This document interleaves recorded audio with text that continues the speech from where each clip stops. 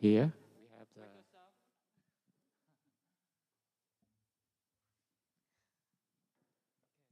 Is anyone you would like to? The microphone here. So which song do you want to sing? Dear one, dear children? Which one? Which one? The Mother Earth? Ah. Okay, you like that one too? Okay. Testing. Mother Earth, okay. Wait, what are we singing? So I like the roses first. Huh? Welcome the flower. This morning I like number 10. I like the roses. Okay. Okay. So dear friend, let us sing song number 10 with the children. Be fresh like a flower, the daffodils. 1, 2, 3. I like the roses.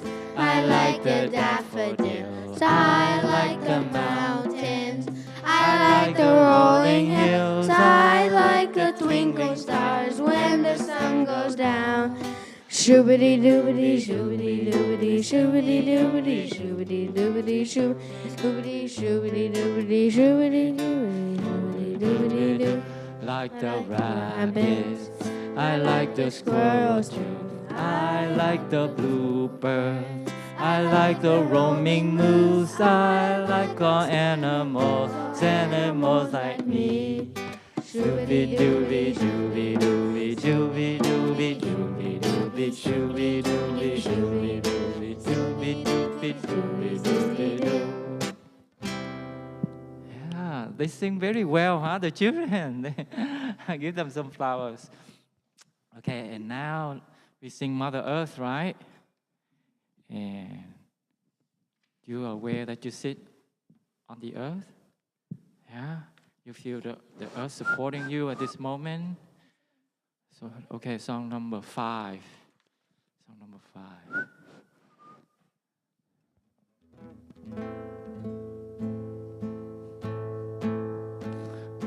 Mother Earth is a great big ship that we are sailing on, sailing on, sailing on through space and time, space and time. Touch the earth, feel your worth, awaken to the new rebirth. Know your heart and open up the divine, up the divine. One more time. Mother Earth is a great big ship that we are sailing on, sailing on, sailing on through space and time, space and time. Touch the earth, feel your worth, awaken to this new rebirth. Know your heart and open up the divine, up the divine, up the divine. Fine. Yeah. Thank you. Okay, what else, sisters? Please call me by my true name. Song number 9. Song number 9.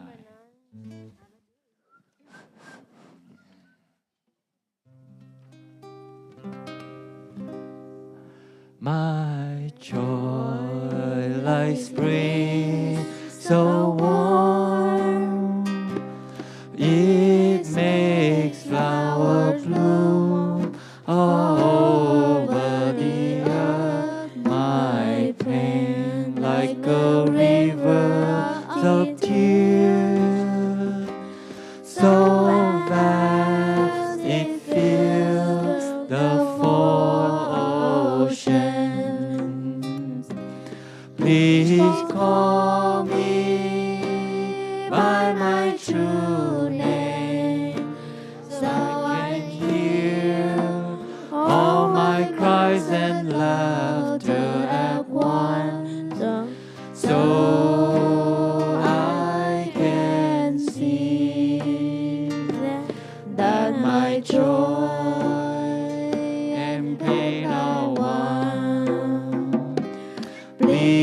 call me by my true name, so that I can wake up, and the door of my heart could be left open. Please call me by my true name, so I can hear all my cry and laughter at once, so I can see that my joy and pain are one. Please call me by my true name, so that I can wake up, and the door of my heart could be left open. The door of compassion. Thank you. How about let us sing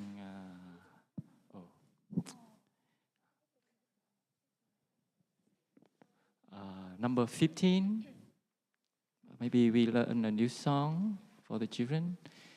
And you sing along, okay? You are a Buddha to me. Oh, you are a Buddha, okay?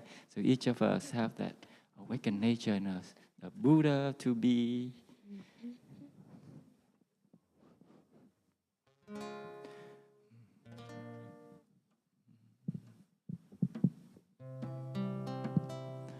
You are a Buddha, the Buddha, and you are in my heart. And you are in my heart. You are a part of me. You are a part of me. You are a Buddha.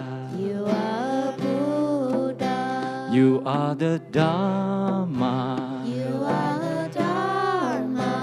And you are in my heart. And you are in my heart. You are a part of me. You are a part of me. You are the Dharma. You are the Dharma. You are the Sangha. You are the Sangha. And you are in my heart. And you are in my heart. You are a part of me. You are a part of me. You are the Sangha. You are the Sangha. Now turn to the loved one. You are so beautiful. You are so beautiful. And you are in my heart. And you are in my heart. You are a part of me. You are a part of me. You are so beautiful. You are so beautiful. Okay, let's sing one more time. You are the Buddha. You are Buddha. And you are in my heart. And you are in my heart. You are a part of me. You are a part of me. You are a Buddha. You are a Buddha. You are the Dharma. You are the Dharma. And you are in my heart. And you are in my heart. You are a part of me. You are a part of me. You are the Dharma. You are the Dharma. You are the Sangha. You are the Sangha. And you are in my heart. And you are in my heart. You are a part of me. You are a part. Part of me. You are the Sangha. You are the Sangha. You are so beautiful. You are and you are in my heart. and you are in my heart. You are a part of me. You are a part of me. You are so beautiful. So beautiful. Thank you, dear friend. So maybe one more song. One more song. Okay, how about simple things? I think the children, is a teenager here? The teenager here? Okay, please join us. Simple thing. We can be joyful, we can be happy, but sometimes just simple thing. It just take a little awareness. 24. I get my joy from the simple things coming from the earth. I get my joy from the sun that shines and the water speaks to me. Listen to the wind and listen to the water. Hear what they say. Singing hey ya, hey ya, hey ya, hey ya, hey ya, hey ya, hey. Singing hey ya, hey ya, hey ya, hey ya, hey ya, hey ya, hey. One more time. I get my joy from the simple thing coming from the earth. I get my joy from the sun that shines. The water speaks to me. Listen to the wind and listen to the water. Hear what they say. Singing hey ya, hey ya, hey ya, hey ya, hey ya, hey ya, hey. Singing hey ya, hey ya, hey ya, hey ya, hey ya, hey ya, hey. Thank you, everyone, for singing with us. And now we invite the children. You can come back, go back to your seat, and sit beautifully. And we enjoy the chanting before the Dharma talk. So we invite the sister and brothers to come up here, offer the chanting before the talk today. Con mời quý thầy, quý sư cô mình lên đây mình tụng kinh trước pháp thoại.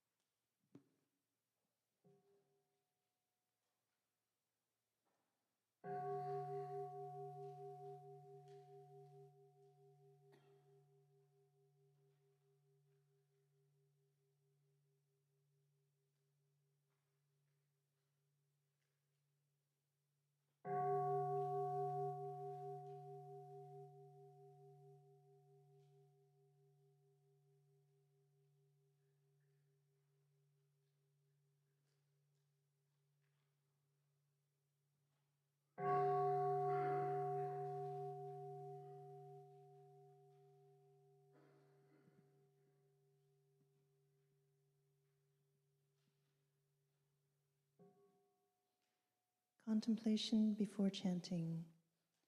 The Sangha is invited to come back to our breathing so that our collective energy of mindfulness will bring us back together as an organism, going as a river with no more separation.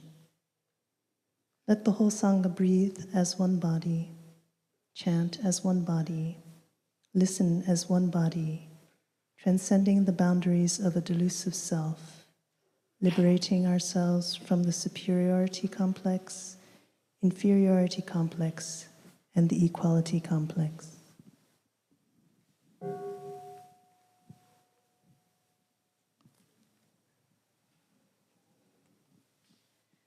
The Buddha jewel shines infinitely, enlightened for countless lifetimes.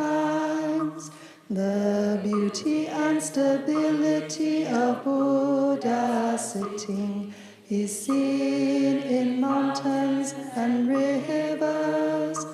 How splendid is the vulture peak, how beautiful the light that shines from Buddha's brow, illumining the 6 dark paths to the Naga Pushpa assembly.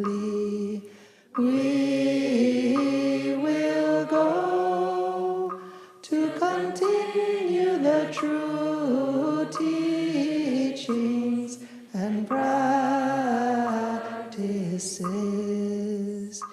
We take refuge in the Buddha, ever present.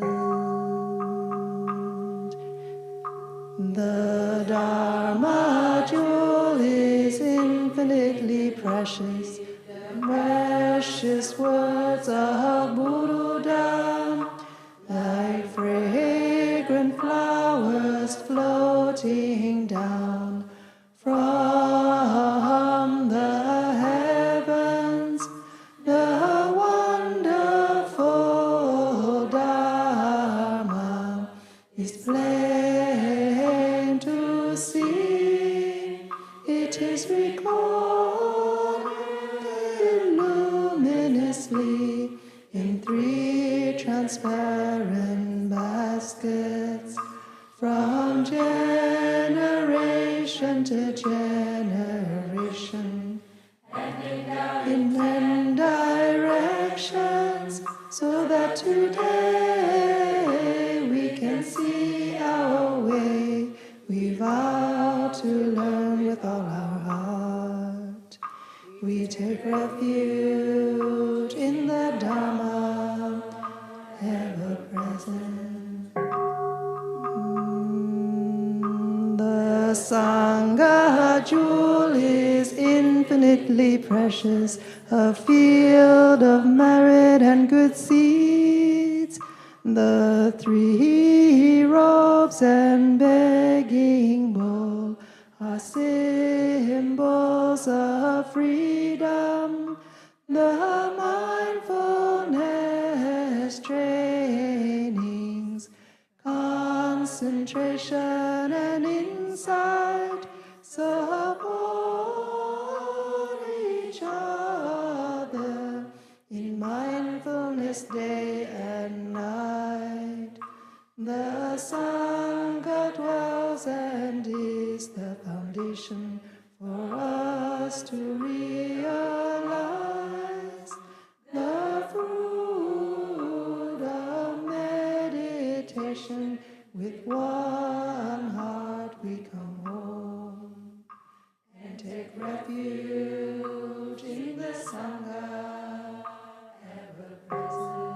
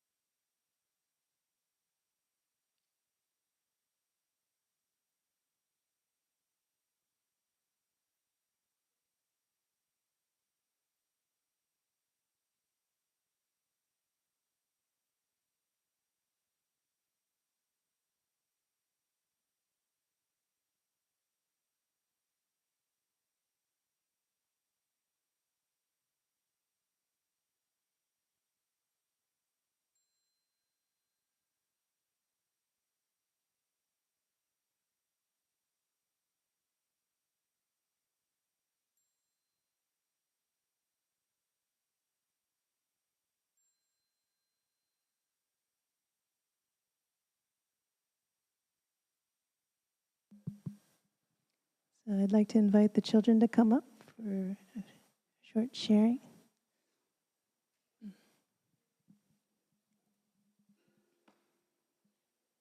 I feel like this is a family retreat almost. Huh? Okay. Actually, it's good that everyone's sitting on the dais because it's easier for everyone to see the children. And they are actually, after all, the fruit of our practice. There's water there. It's okay. It's okay. Okay. So, dear, actually, I'm going to sit down here so they can see me. Okay? You all sit there. It's okay. It's less pressure for me. So I'm sure that all of you have met some monks and nuns during your stay, right? Can you name me a few monks or nuns that you've met? Yeah. Who's Brother Dinosaur?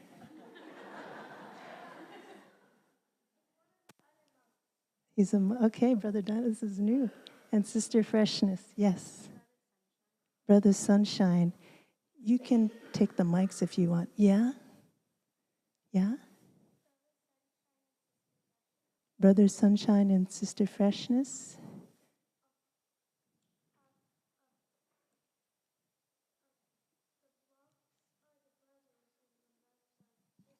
Right, the monks are the brothers and the nuns are the sisters.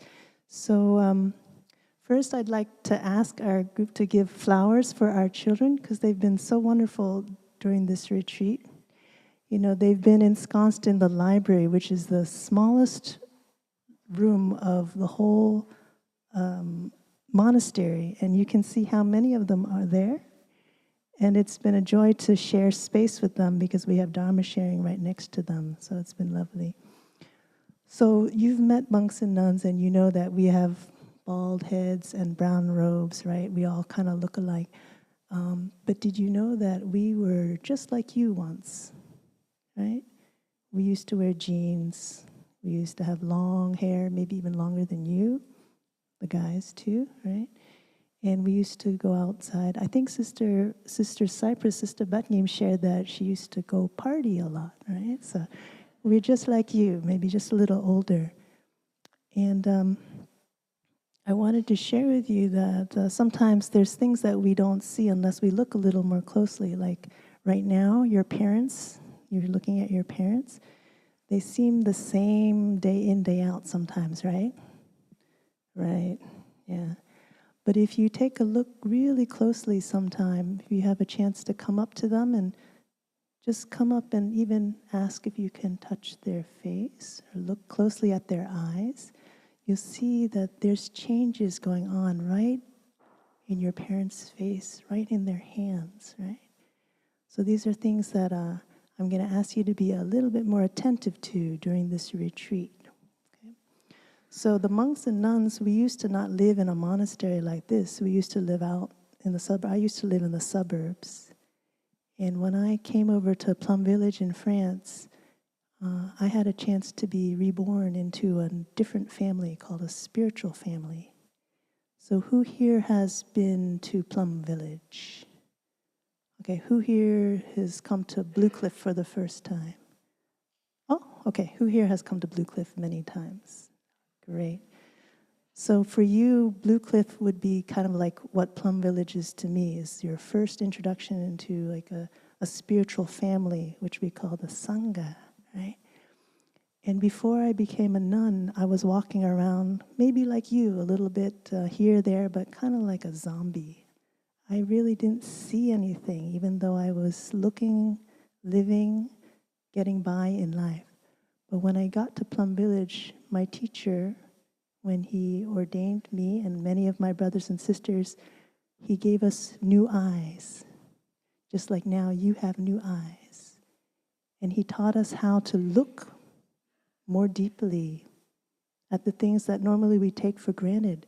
So I remember seeing a bamboo shoot sprouting overnight, one night that high, like 4 inches high.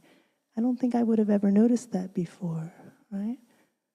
Or I remember seeing a storm come in and just sitting there and experiencing a storm come in the summer, wash over me and leave. I never had the chance to experience that before because I just took it for granted. So now that you're here, the question I have for you is, are there things that you are seeing for the first time with new eyes? Because maybe you have a chance to kind of slow down a little bit, right? Yeah?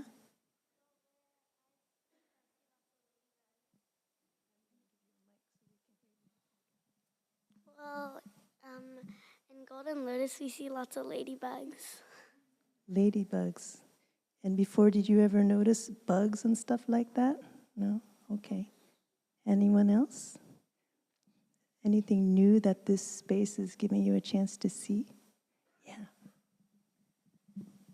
I have noticed more poop than I have. Same as Ezra. Poop. Actually, that's a great one because no man, no lotus, you know. We have a fox that lives on our land, and I'm not sure if it's a he or she or they, but they like to poop in very particular places so that we can see it. So it's good that you see it. Yeah. I've seen a bunch of deer and a bunch of animals, like foxes and deer and bunnies. And do you ever touch those with your eyes back at home? Sometimes, but not usually that closely. And why do you think it's easier to see here? Quiet, so the deer don't get scared so easily. That's a good insight. Do you have something you'd like to share? No? Okay. So like me, I also touched a lot of new things outside in nature that I took for granted. But there was one particular thing that I touched. Uh-oh.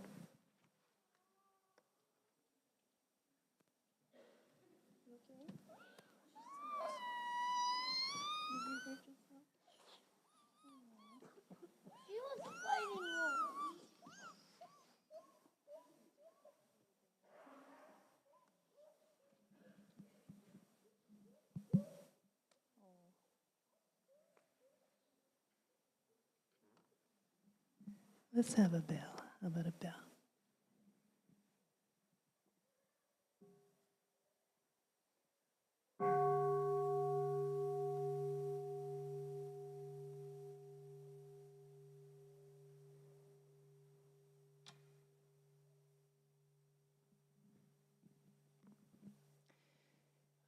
Yeah, so there are a lot of things that we see outside, but there was one thing that I touched inside of me that really made me happy, and that was this bud of joy that I never experienced before in my life.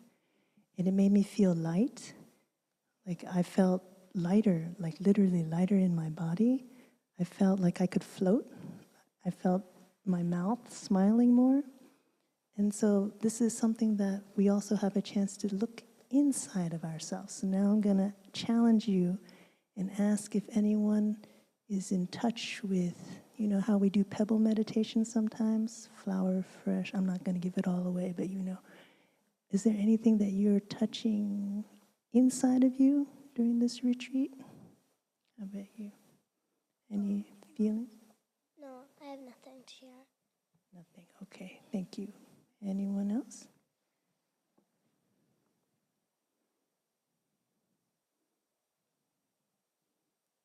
No?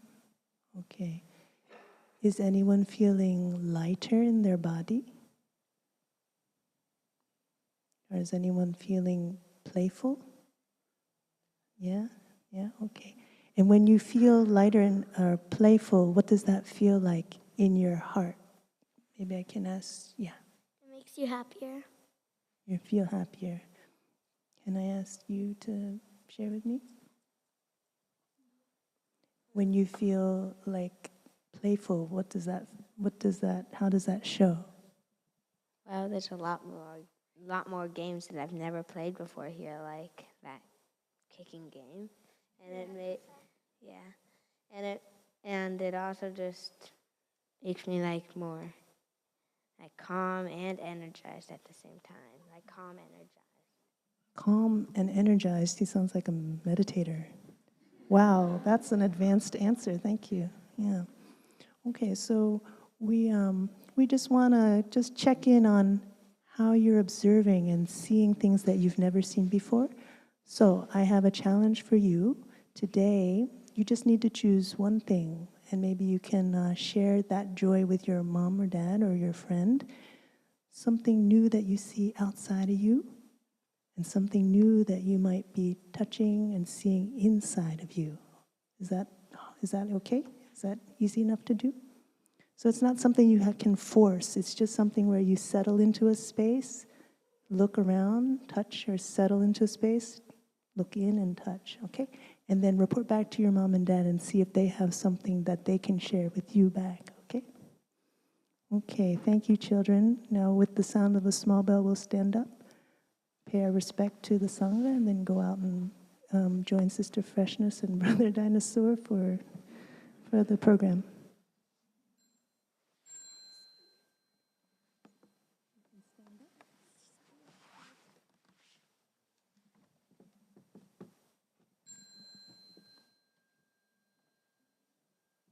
Okay, we're going to ask the teens to stay back just a little bit.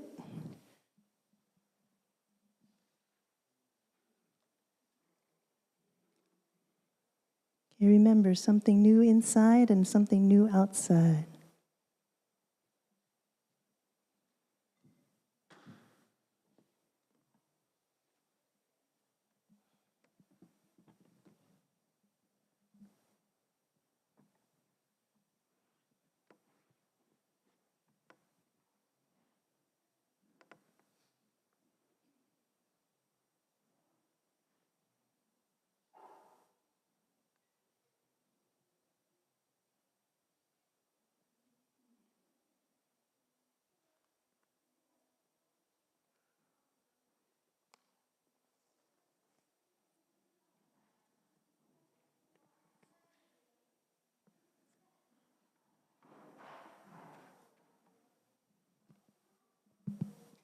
When we had Dharma sharing yesterday, my group is in the sister's office, and the children are like angels, you know. The first day they were singing breathing in, breathing out like angels. And the second day they were singing standing like a tree, which is a very robust song, and it gets faster and faster and louder and louder. So I was thinking, wow, this is such a lovely snapshot of life as it is. Things are always in a flux, and we appreciate different aspects of what they bring to us. So, dear respected Tay, dear noble community, good morning. Today is the 31st of December, 2024. We're on the last day of the year and the second to last day of the holiday retreat at Blue Cliff Monastery. I'm so very happy to share this space together with you. So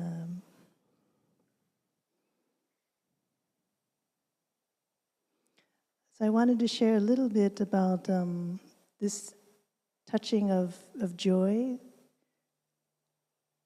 Perhaps this is an experience that you also have in coming to a space where it's a little quieter, a little calmer. And all the energy of our fellow practitioners is helping us to come back to ourselves.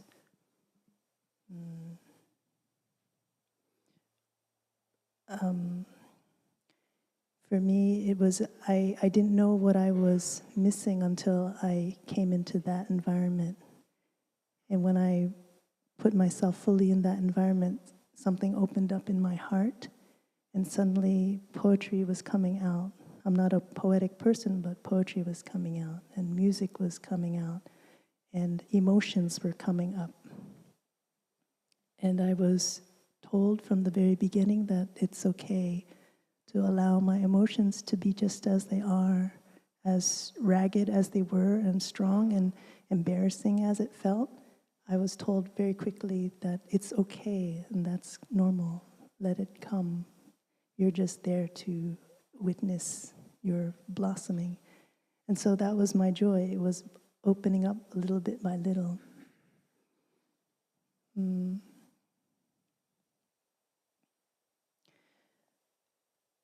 So I recognize that it's not a given that we have this kind of environment. Some of us have to travel from very far away to find a sangha, let alone a monastery. It's not something easy to find. It's a collective effort that we continue to maintain here by our daily practice, by your coming, by your offering your best, by our abiding by the 5 mindfulness trainings and our precepts to keep the space calm, peaceful, ethical, and safe. So we're very lucky. I feel I'm very lucky, and I know each one of us are very lucky to be in this environment. And because everything is helping us to look inward. Like we ask the children, what do you see inside? Most of the time, no one asks us that question out there. So we're very lucky. And we're even luckier if not only do we have friends on the path, but we are one of those people who help others to look inward, who create space of calm, of equanimity, and encourage other people to look inside, to discover the jewels, the treasures within. Because if we do that for other people, and this is my kind of question to the teens, teens, where are you at? Okay, yeah, this is particularly a question to the teens. You have friends, right? You have friends that support you, which is good. Question is, how do they support you, and how do you support your friends? Because if we support them in the same way that we feel supported here in this environment, we are very lucky indeed. It means we know how to take care. We know how to turn inward to take care of our strong emotions. We know not to crowd. We know not to give extra advice, unneeded advice. We know how to be a true friend, to just be a support, to be present, to help the person blossom, to touch those things that they need to touch inside of them.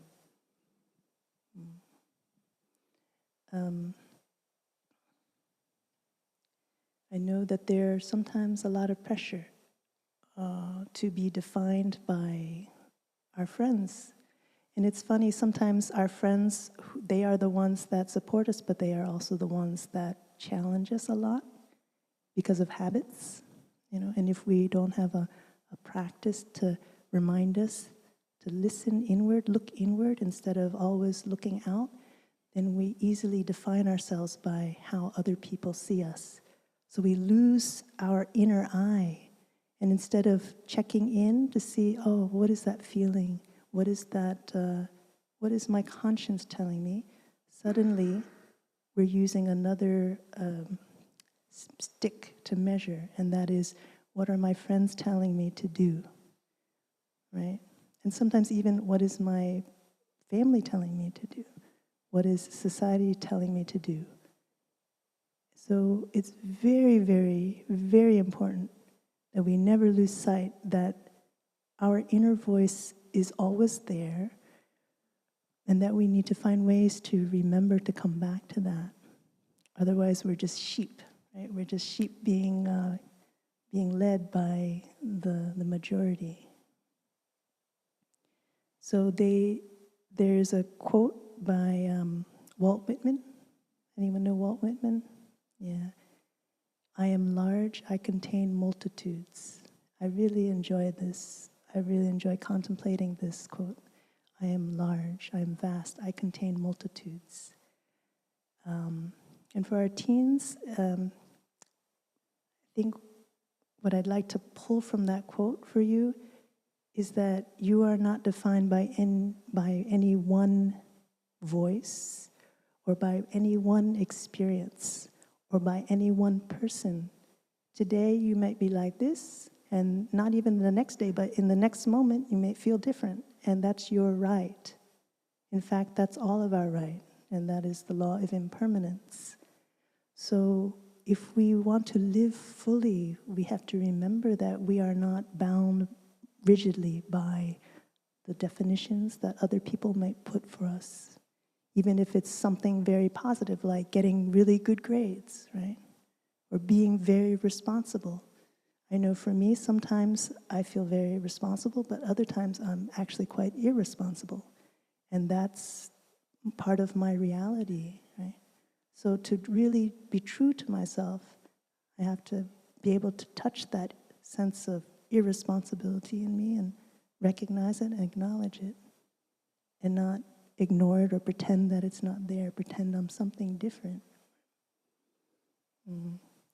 So you are vast, you are large, you contain multitudes, and you have the right to change because you are organic in your life. So the question I have to ask you, as you go out today, perhaps in your free time when you're powwowing with your friends, what kind of a friend are you to others? Do you give space and do you help them to hear themselves? That's the question that I have for you, because if you are a good friend to your friends, that means you're already a good friend to yourself. Okay? So thank you. So we'll hear one sound of the bell, inviting our teens to stand up, to pay their respect to the Sangha, and then to join the teen program.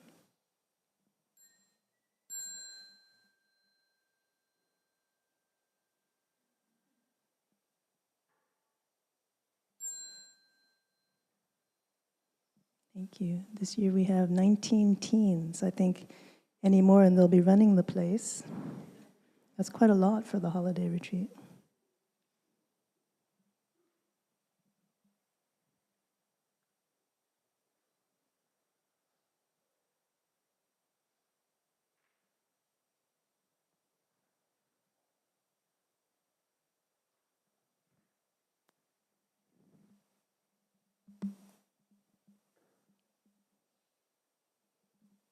So dear friends, how many of us attended the 5 mindfulness training presentation yesterday? Okay. And how many of us have already taken the 5 mindfulness trainings? Oh, good. Okay. Large company. So we come back full circle to this theme that we have, cultivating true happiness. We've heard about the practice of reminding ourselves that we have more than enough conditions to be happy, of balancing our way of looking at our wholesome and unwholesome seeds, so there's equanimity, and dabbling in both the ultimate and historical dimension to find a balance as we move forward with transformation of our unwholesome seeds as well as nourishment of our wholesome seeds. Today I'd like to share a little bit about the 3 Dharma seals. So in the 5 mindfulness trainings, we have heard, or we have been practicing a while, we know that the 5 mindfulness trainings are the concrete expression of mindfulness practice, right? Mindfulness, as our teacher says, is always being mindful of something. So the object of our mindfulness is our relationship, the way that we use resources, the way we consume, the way we speak, or the way we listen. And we'll get into the 4th mindfulness training in particular. So when we commit to, not many people I see have raised their hand to participate, so it must mean we have a lot of old practitioners here, right? So I'm going to make the assumption that we have made that commitment and we are continuing or renewing our commitment to the path of the 5 mindfulness trainings. When we commit to the 5 mindfulness trainings, it means we commit to making a concrete step in the direction of the Dharma, living in accord with the Dharma. The Dharma, when we translate it, means the teachings or the truth. And when we live in accord with the Dharma, naturally we become in harmony. We become more peaceful because we are not fighting. Our body is not fighting, our mind is not fighting our speech, but it is in accord with the way things are. That's why the Dharma is called the truth. Capital D, Dhamma. And so, as we continue on our path, there are certain keys that allow us to assess whether we are truly moving in the direction of the Dharma or actually moving away. And that is what we call the Dharma seals, the 3 Dharma seals.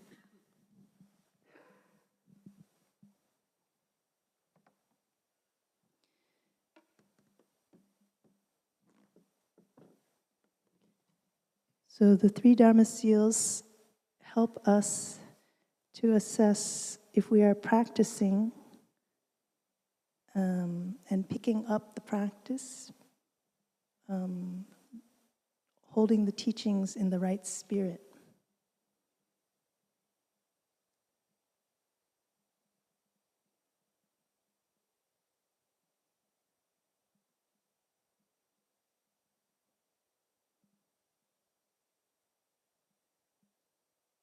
The first one is impermanence, which we touched on with the children today.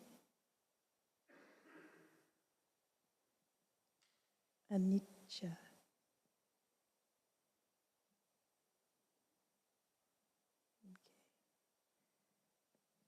So any teaching or any practice, for example, we take up the 5 mindfulness practice, and we see that instead of helping us to see things more in accord with the truth of impermanence, it is leading us towards more grasping and aversion. Then we know that we are not picking up the 5 mindfulness trainings in a correct way. Okay? So one of the hallmarks of life is that everything changes. Nothing stays the same. As much as we want it to, we cannot hold back, we cannot keep anything. Things will change on its own according to the conditions and causes behind it. The second Dhamma seal is non-self or no self.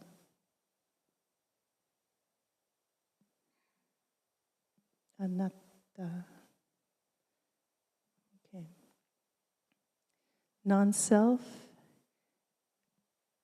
Both of these are aspects of what our teacher calls interbeing, meaning there is not a separate entity that stands alone, even though conventionally I may call you Joe or Jane or Michael, but in the spirit of the Dharma, even though we have certain designations, names, individual names, underneath that we understand that that person does not stand alone, but is made up of what they call non-Joe elements, non-Jane elements, non-Michael elements.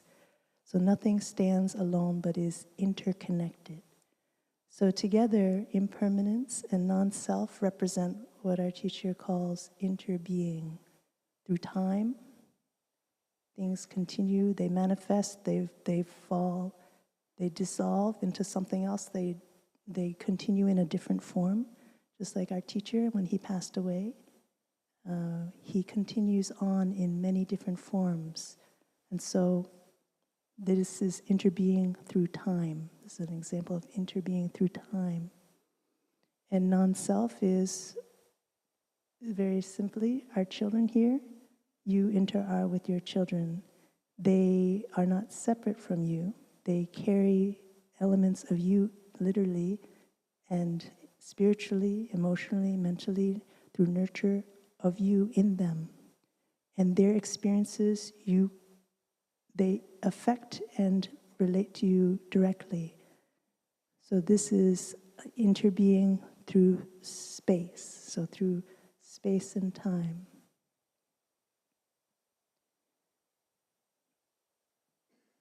And the third seal is Nibbana, which which we define as the extinction of all afflictions and views. Cessation of what? Of our afflictions, of our views. So going back to the ultimate dimension, any view is a wrong view. Right?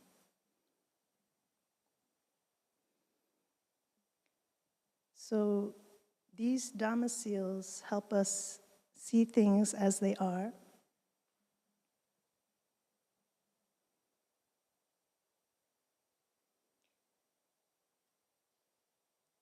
And we can pick them up as keys to practicing in the direction of more freedom, more spaciousness.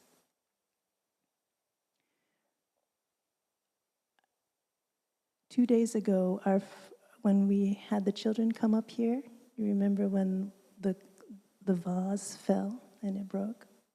I was sharing in our Dharma sharing group just how nourishing it was to see that happen and to see the way that the community processed that. There was no hubbub. It happened, everyone was there, it happened. One of our sisters came and cleaned it up, and then one of the young men up here came and helped pick up the vase. And there was a real sense of spaciousness to that. And so in the light of our understanding of the three Dharma seals, we can see that collectively we have a sense of impermanence, right? If we didn't have an understanding that things like this happen, things come, things go, maybe many of us would have become very upset, right? We would have felt very upset that that was broken. We felt very attached to the glass that was broken. But we flowed with it. And this is, in general, the flavor of our community. We learn to flow with things because we know that causes and conditions change.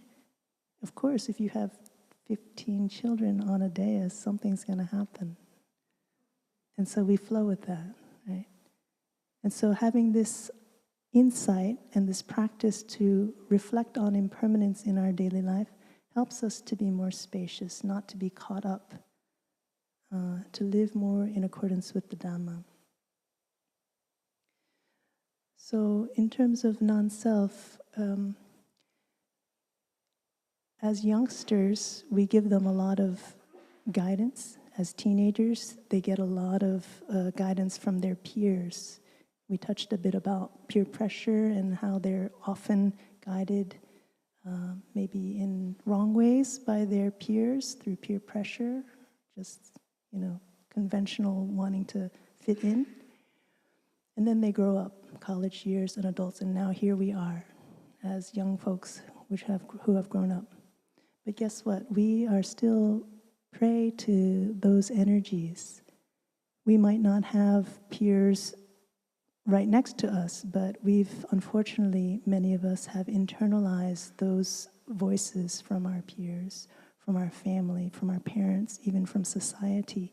And now we are the ones who are kind of boxing us in, making rigid boxes of identity that we have to suffer from. And so this is a good time to revisit this Dharma seal of non-self. We're having a conversation about this, and the question arises, how do we define ourselves? How do we like to be seen? So for me, for example, I grew up with the values that to be responsible, to be careful, to be compassionate were values that were very valued in my family. And so for me, I naturally try to have those values well taken care of in me, and whenever I fell short, I felt bad about myself because I wasn't being responsible enough. I wasn't being compassionate enough, careful enough. And now my parents aren't the ones telling me that anymore. That's been maybe decades, but still that is a practice that I have to keep on doing to remind myself about this layer of attachment to a sense of self. So when we have a sense of self, we define ourselves in a certain way. I'm going to ask you to reflect on that word that follows. I am a blank person. I am a responsible person. I am a kind person. I am a gentle, nonviolent, responsible, etc. We all have things that we tend to identify with. And it's not a wrong thing in the practice to identify, but where we fall, where we go astray is that we identify over much. We're too rigid. And the way we know that we have been too rigid is once something changes and we're challenged, someone tells us we're not what we think we are, then we suffer, right? So it's not like the vase that breaks anymore. It comes and goes. Sometimes I'm compassionate, sometimes I'm not, right? If I'm stuck on the idea that this person is a compassionate person, independent of the causes and conditions behind it, then I suffer when I can no longer be compassionate. I cannot be compassionate right now because the causes and conditions aren't enough for me to be compassionate in this situation, you see? So we can flush this out by reflecting on that sensation of loss, irritation, agitation, or hurt that comes up when we are challenged by another person's view of us. Okay. So I'm going to ask you to just take a few minutes to reflect on what that word might be for you. It might be 1 or 2 words. How do you identify yourself in a way that might be actually harmful for you, painful for you?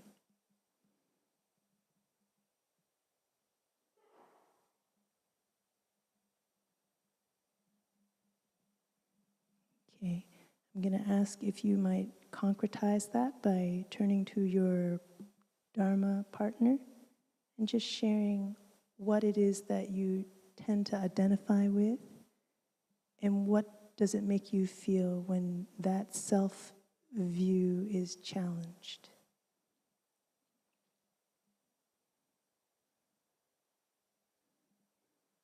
We'll take about 2 minutes each person.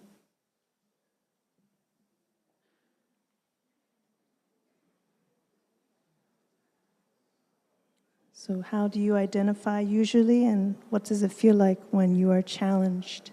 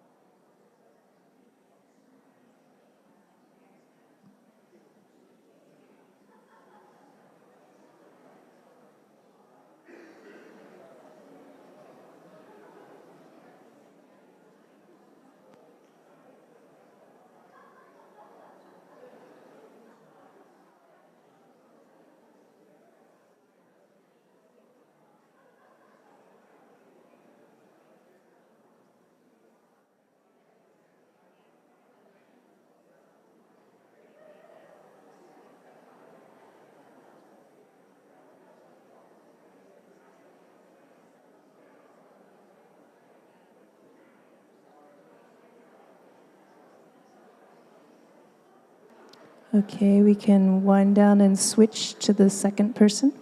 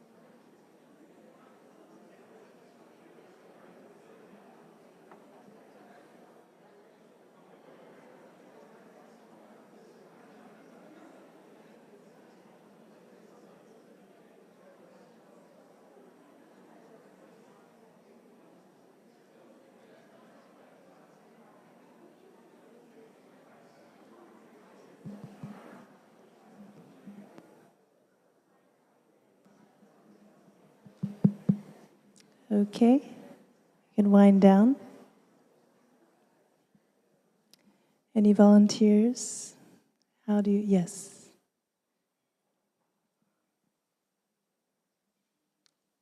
I wrote that I am a hardworking person. And it came up because, so it serves me in the sense of, it helps me grow and protect my family, but it doesn't serve me in that it tends to, I put a lot of time into work.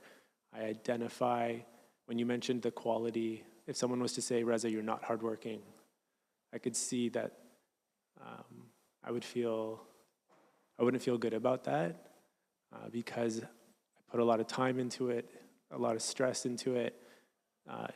It flows into my personal life, flows into my conversations with my wife. And so I could see how it causes me and those I love suffering.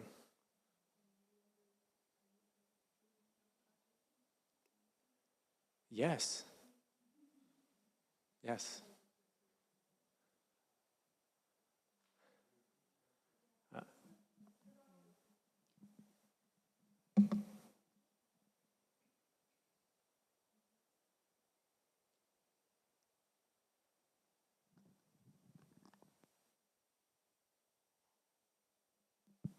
Putting our friend on the spot, I asked, is our friend ever actually not hardworking? And he said, yes. And then I asked him, how does that feel to acknowledge that?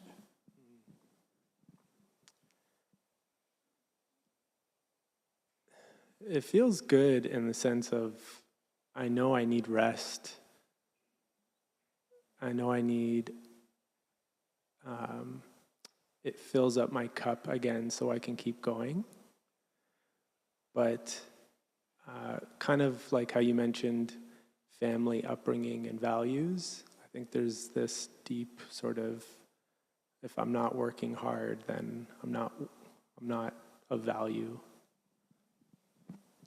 So there's causes and conditions. Sometimes we can work hard because of the causes and conditions, and sometimes we can't because of the causes and conditions. So again, we're looking at how we can go more deeply into our practice to get beyond chasing after that label, that way of identifying that we've imposed on ourselves. Because our friend is our friend. He's not hardworking friend, right? Okay, someone else? Yes. I like to think that I am a successful person, And so the part that challenges me is when I don't know how to do something and I have a hard time trying new things because I'm scared of failing, because I have such a high expectation for myself to be so good at the things I do, that when the causes and conditions aren't in place for me to succeed, I shy away from trying new things. Thank you. That's very honest. It's like almost like we put that identity out there, and then we have to front either that, or either we support it or we avoid things that will challenge that identity, right? And sometimes you are not successful. Yes, I fail. You fail. How does that feel to say that? Like, yes, I am a not successful person sometimes. I feel like it's liberating, giving myself that grace and space to not hold myself up to that expectation. Okay, one more person. How do you normally define yourself?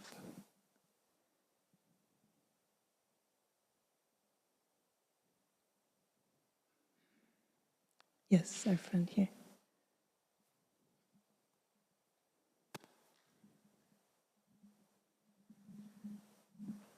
I'm Susan, and I define myself as smart. It's came from a blue-collar background and was educated. My mom spent a lot of time giving me opportunities to learn more, and to a point where I even got to go to Columbia for my doctorate, and I felt like I was not really meant to be there. So there's a fear behind not being questioned and being smart. But with what we're learning, knowing the conditions, maybe I'm not the smartest person in the room, and I am actually grateful for that a lot of the time, because then I get to learn. But if you were to say that I was stupid, that would be like another scenario of devastation. So yeah, that's. Thank you. Yeah. So we look at a deeper layer of our practice, that we're not running after the identity that we have, but we're seeking to understand more deeply what motivates, what moves us, what pushes and pulls us, what are our aversions and attachments. So we can safely lay it at the feet of causes and conditions. If you're not smart in this particular situation where someone asks you to build a microwave, for example, that's not you. It's not because of you as you don't have this burden on your shoulders. You are made up of causes and conditions, and your actions are made up of are due to causes and conditions. So if we happen to trip up and fail at an identity, it's not something that we need to berate ourselves or feel bad about, but it is because of the causes and conditions that create that situation. Of course, we are all on the path together to continue to challenge and support gently, sometimes challenge us to look more deeply, and that's why the practice of mindful speech is very important. We know that when we share honestly, but we share in a way that inspires hope, joy, confidence, helps people not put up defenses, not feel bad about being challenged, right? And so in our tradition, when we speak about actions that can be improved, we talk often about unskillfulness, right? We don't use judgmental language that will add another layer to unpack, another layer, another label. So maybe I've done something unskillful. I knocked over the plant. It's unkind to say that I'm a clumsy person, I'm a klutz, just from that action. So mindful speech helps us to skillfully reach out to shine light, to help one another see where we could better support, and at the same time, not water seeds of defensiveness, not water seeds of attachment or aversion and get stuck in this sense of self. Okay? So we avoid words that are judgmental, and we try to focus on the action rather than the actor. So we focus on the action so that we don't water the ego or defensiveness of the ego. Does that make sense? Yeah.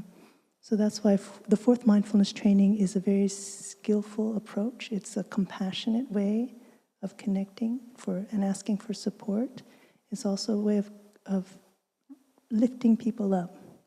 So I often think of young people when I think of how best to speak to the younger generation so that we can offer them guidance as well as not get them stuck, not have them internalize this rigid sense of, I have to be perfect, I have to front, I have to defend this idea of who I am out of fear. And a lot of that stems from how we as adults talk to our younger ones about their shortcomings or their mistakes. So we avoid labeling them. We just point to the unskillfulness of the action. So in our community, our monastic community, that word comes up a lot when we do beginning anew. I express regret for my unskillful actions. It's very freeing, We become more true with our mistakes, and yet we don't burden ourselves with guilt. We don't label ourselves as something that we are not, because in this moment we're like that. With different conditions and a different time, we're not. And why do we have to carry that burden of that label that we have put on ourselves or others have put on ourselves? Okay. So the fourth mindfulness training is a way of listening first to see what sensitivities there are in the other person. If we know that person has a sensitivity about a certain way that they identify, then we are even more careful to skillfully approach that issue to help them speak in a timely way, in a kind way, in a beneficial way, to help them see, to help them hear and see what's inside. So many of us have always in the new year, we always think of New Year's resolutions. But we know that right action stems from understanding and compassion, which stems from right understanding. So I'd like to suggest for this year, in lieu of a resolution that we normally do, like a hard and fast, I will do this, that, and the other thing, that we explore writing a love letter for ourselves. Because these ways that we've rigidly identified, chances are we have not yet had the space and time to look into it and to really face our inner child and acknowledge those assumptions that we've had, those expectations that have been placed.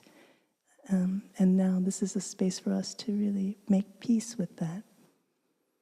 So I'd like to invite us to take time. I know that we have time this afternoon for reflection. What is our inner child, what has been neglected in our relationship with our past self? And what we can do is bring that energy of compassion into this letter that we write. Dear 7-year-old me, dear 16-year-old me, that time when we felt the most pressured outwardly, the time when we were taking in all of this input without having the space to really look at it and say, yes, this is me, no, this isn't me. Yes, these are the conditions. No, these are not the conditions. And write a letter to ourselves to really address, to acknowledge what has been neglected. There is a power in naming it, because in the naming is being present with it, with acceptance. Right? So we name it with empathy, we name it with compassion, and we name it from the standpoint of being grounded in the present moment. So we often say a letter or speaking to our 5-year-old child because it helps us remember that we are not that 5-year-old child now.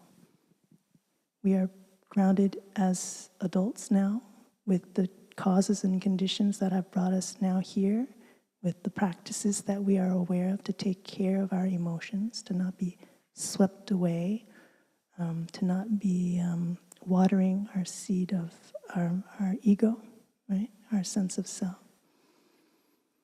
And we call up that feeling of insecurity or hurt, or that sense of defensiveness, or even that thing that we haven't yet been able to name for ourselves, even as adults.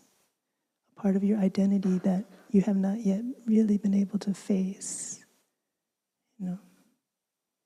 And this is our space and our chance to make peace with it. We can understand and embrace that, look at it with equanimity, and then from that understanding, right action will arise. So please take time. I believe we have a whole afternoon before the resolutions. I'm not suggesting that we don't make resolutions, but I'd like to suggest that we do that as a precursor, as a kind of preparation for our resolutions. And it's already enough to give the space to look more deeply and to do the work of stopping and embracing this inner child of ours.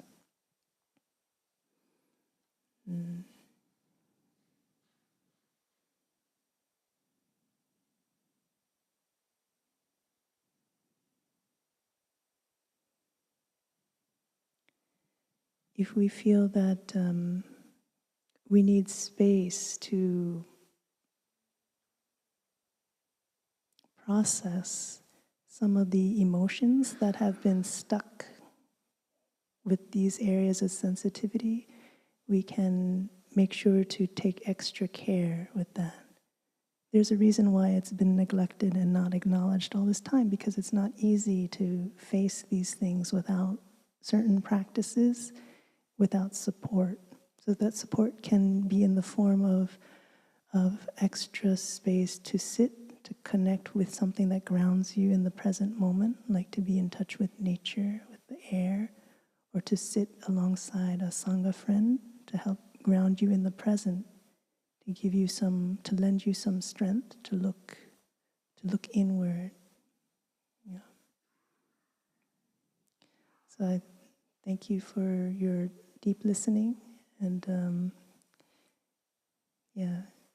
this is a new year coming up, and we wish you all the conditions to turn the page, start fresh, see with new eyes, be that embodiment for our children, so we can exemplify for them what it is that we wish for them. Thank you.